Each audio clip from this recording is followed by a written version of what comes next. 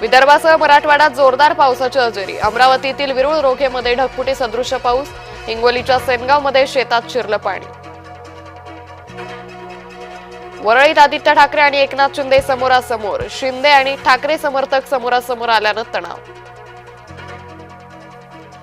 महिन्याच्या शेवटी शांघाय महासंघाच्या परिषदेसाठी मोदी चीनमध्ये। भारत आणि चीनमधील संबंध सुधारण्याची अपेक्षा। महानगरवासीय वाहतूक कोंडीनं त्रस्त। हिंजवडी आणि घोडबंदरसाठी स्थानिक नेतृत्व झाले सक्रिय। दोन्ही उपमुख्यमंत्री उतरले रस्त्यावर।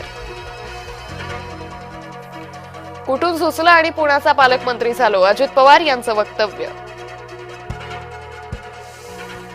आमच्याकडे ठाकरेंना पहिल्या रांगेत स्थान होतं, मुख्यमंत्री देवेंद्र फडणवीसांचं वक्तव्य।